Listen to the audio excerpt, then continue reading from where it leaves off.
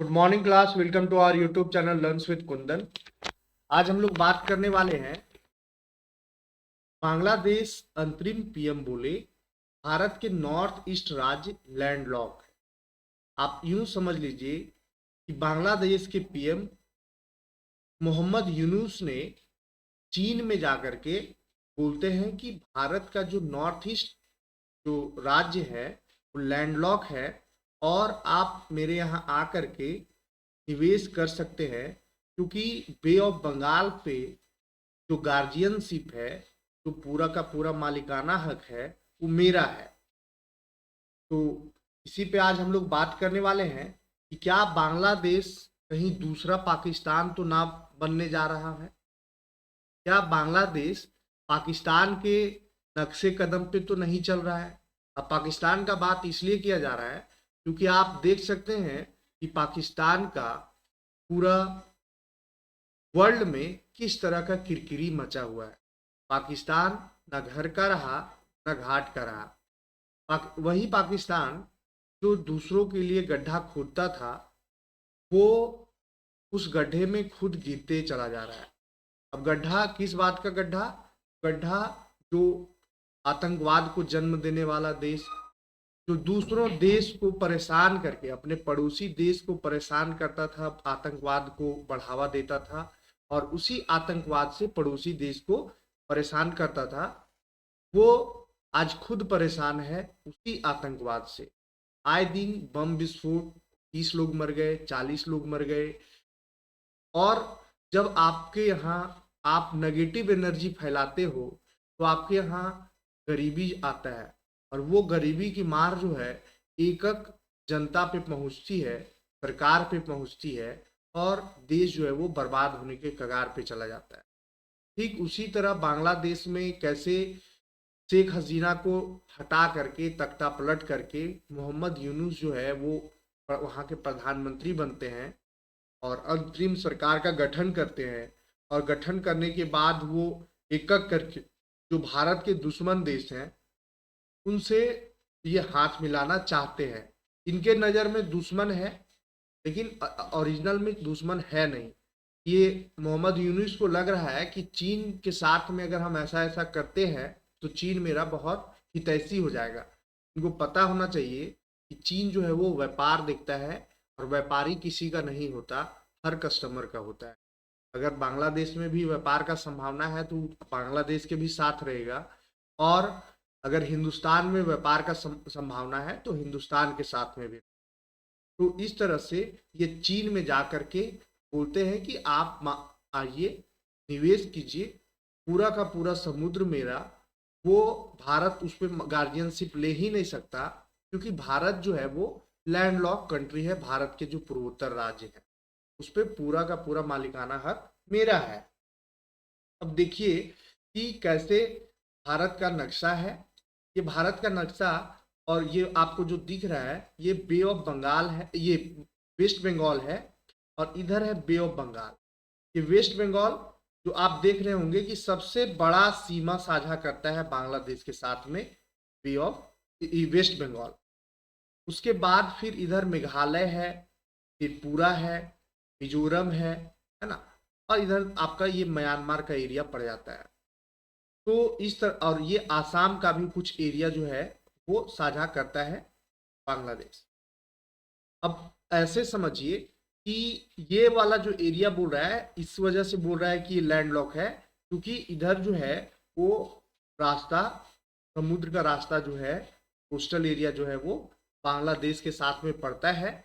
इसीलिए ये जा करके चाइना में और बोलते हैं आइए आप, और ये वाला एरिया मेरा बाबूजी का है, आप पूरा का पूरा निवेश कर सकते हैं। तो ठीक है, आगे अब देखिए क्या होता है। वैसे आपको पता होगा कि इसी के एक्शन के तहत भारत जो है वो बांग्लादेश से जो व्यापार था उसको धीरे धीरे धीरे धीरे क्लोज करते जा रहा है, पूर्ण क्लोजर के रास्ते पे चल रहा है। और बांग्लादेश को सबक सिखाना भी बहुत जरूरी है। वही बांग्लादेश जो भारत की वजह से 1971 में बनता है, आज वही जिसको बोले आपकी जन्म दिया भारत ने ही, वही आज आंख दिखाना स्टार्ट कर दिया। अगर 1971 में इसे अगर भारत का सहयोग नहीं दिया गया होता, भारत अगर खड़ा स्टैंड नहीं लिया होता, तो आज भी ये गुलामी कर रहे होते पश्चिमी पाकिस्तान के। ये पाकिस्तान है और इधर बांग्लादेश 1971 से पहले पूर्वी पाकिस्तान हुआ करता था। और पूर्वी पाकिस्तान 1971 से पहले था और भारत का देन है जो बांग्लादेश नाम लग गया और वहां अपना सरकार चलाने का मतलब कि पूरा का पूरा रास्ता साफ किया, वो भारत है। नहीं तो ये पाकिस्तान वाले बांग्लादेशी को तो पहला तो अपना मुसलमान मानते ही नहीं थे, है ना। ये बंगाली मुसलमान मानते थे, इनके तरफ हीन भावना से देखते थे, इनका शोषण करते थे। वहां पाकिस्तानी सेना जाकर के शोषण कर रही थी, मार काट कर रही थी, आतंकवाद फैला रही थी। वही आज बांग्लादेश जो है वो पाकिस्तान से हाथ मिला करके और बोलता है कि 1971 में जो पाकिस्तान है बांग्लादेश के साथ में बहुत गलत किया, का माफी मांगे और माफी मांगने के साथ साथ जो पैसा का नुकसान हुआ है उसका भरपाई करे।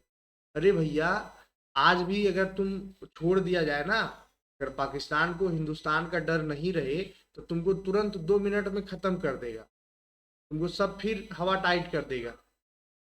लेकिन उसको पता है कि भारत का हाथ जो है वो बांग्लादेश पे है, तो छत्र छाया मिला हुआ है भारत का। ये समझने वाली चीजें हैं। बांग्लादेश में गंगा जो है वो भारत से निकलती है और बांग्लादेश में प्रवेश करके बे ऑफ बंगाल में गिरती है और ब्रह्मपुत्रा चीन से निकलती है, तिब्बत से, और भारत के 2 राज्य पूर्वोत्तर राज्य अरुणाचल प्रदेश और आसाम से वो बांग्लादेश में प्रवेश करती है और बे ऑफ बंगाल में गिरती है। अब भारत में इसको गंगा को गंगा कहा जाता है और ब्रह्मपुत्रा को ब्रह्मपुत्रा कहा जाता है। लेकिन जैसे ही गंगा बांग्लादेश में इंटर करती है तो इसको पद्मा बोला जाता है। पद्मा, गंगा को बांग्लादेश में पद्मा बोला जाता है और ब्रह्मपुत्रा को बांग्लादेश में जमुना बोला जाता है। जमुना,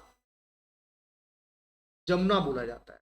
अब गंगा और जमुना का जो यानी कि पद्मा और जमुना का जब धारा एक साथ मिलती है और यहाँ से बहती है तो इसको बोला जाता है मेघना, को बोला जाता है मेघना।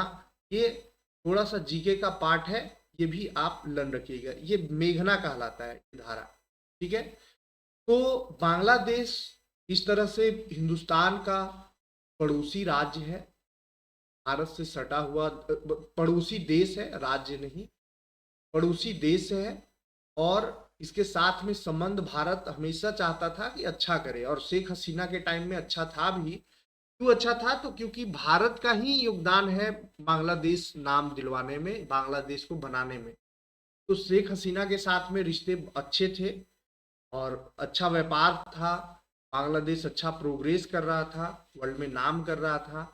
लेकिन वहाँ आतंकवाद को फैला करके, वहाँ के लोगों को भरमा करके ये आपका पूरा का पूरा तख्ता पलट करवाया जाता है और विजुमुर रहमान के ये आपका मूर्ति तोड़ा जाता है। शेख हसीना को देश से भागना पड़ता है, तो आप समझ सकते हैं। और उस सीन को देखिएगा तो शेख हसीना के वहाँ के प्रधानमंत्री जो थी, सिटिंग प्रधानमंत्री जो इस्तीफा देकर के नहीं आई है, वो अंडरगारमेंट्स को लोग जो है वो प्रदर्शन कर रहे हैं। आप समझ सकते हैं कि इतना नीचता तक गिरे हुए लोग हैं। और ये लोग अब आंख दिखाना चाह रहे हैं भारत को, भारत को ही समझा रहे हैं कि भारत जो है वो क्या लैंडलॉक है और कहाँ जमीन है और कहाँ मालिकाना। बच्चा है, बच्चा की तरह रहे तो अच्छा होगा। बांग्लादेश की अंतरिम सरकार मुखिया मोहम्मद यूनुस ने भारत के 7 पूर्वोत्तर राज्य को लैंडलॉक यानी कि भूमि से घिरे हुए बताया है। उन्होंने कहा कि बांग्लादेश उस पर पूरे इलाके के समुद्र का एकमात्र गार्जियन यानी संरक्षक है। हमारे बैकयार्ड में समुद्र है। और मोहम्मद यूनुस हाल ही में चीन की 4 दिन की आधिकारिक यात्रा पर पहुंचे थे। यहाँ उन्होंने चीन को बांग्लादेश में निवेश करने का न्योता दिया था। यूनुस ने कहा कि भारत के नॉर्थ ईस्ट राज्य, जिन्हें सेवन सिस्टर कहा जाता है, लैंडलॉक है, उनके पास समुद्र तक पहुंचने का कोई रास्ता नहीं है। बांग्लादेश उस रीजन में समुद्र का एकमात्र गार्जियन है, इससे निवेश का बड़ा अवसर मिलता है। ये चीन को बोल रहे हैं मोहम्मद यूनुस। तो उनको पता होना चाहिए कि भारत बांग्लादेश जैसे जैसे 5 गुना बड़ा है, उनको कहीं भी समेट लेगा, ये बात याद रखना। आप देख सकते हैं ये सिलीगुड़ी कॉरिडोर है, और इधर मेघालय, आसाम, मिजोरम, त्रिपुरा, मणिपुर, नागालैंड, अरुणाचल प्रदेश, ये जो 7 सिस्टर हैं, और बीच में ये जो पार्ट, ये जो आपका बॉर्डर दिख रहा है, ये यहाँ से ऐसे ऐसे ऐसे ऐसे करके बांग्लादेश जो है वो है, बांग्लादेश है। इधर आपका बंगाल की खाड़ी है, और ये इसी वजह से कि नॉर्थ ईस्ट जो है वो बंगाल की खाड़ी से नहीं टच कर रही है, बोलता है कि ये पूरा का पूरा मालिकाना हक मेरा है और आप आइए निवेश कीजिए। अरे भैया, आप इस चीज को समझिए कि आप किसको बोल रहे हैं। पीएम मोदी की आर्थिक सलाहकार परिषद के सदस्य ने जताई आपत्ति। अर्थशास्त्री और प्रधानमंत्री मोदी की आर्थिक सलाहकार परिषद के सदस्य संजीव सान्याल ने मोहम्मद यूनुस के इस बयान पर आपत्ति जताते हुए सवाल उठाए हैं। संजीव सान्याल ने कहा कि चीन बांग्लादेश में निवेश करने के लिए स्वतंत्र है, लेकिन यूनुस की तरफ से भारत के पूर्वोत्तर राज्यों के लैंडलॉक होने का हवाला देकर की गई अपील हैरान करने वाली है। सही बात है कि आप निवेश करवाइए ना अपने बलबूते। यूनुस बोले मौके का पूरा इस्तेमाल करना चाहिए। यूनुस ने कहा कि यहाँ चीनी अर्थव्यवस्था का विस्तार हो सकता है, इस इलाके में चीज़ों को बनाया जा सकता है, प्रोड्यूस किया जा सकता है और बेचा जा सकता है। यह एक प्रोडक्शन हाउस है, हमें इस मौके का पूरा इस्तेमाल करना चाहिए।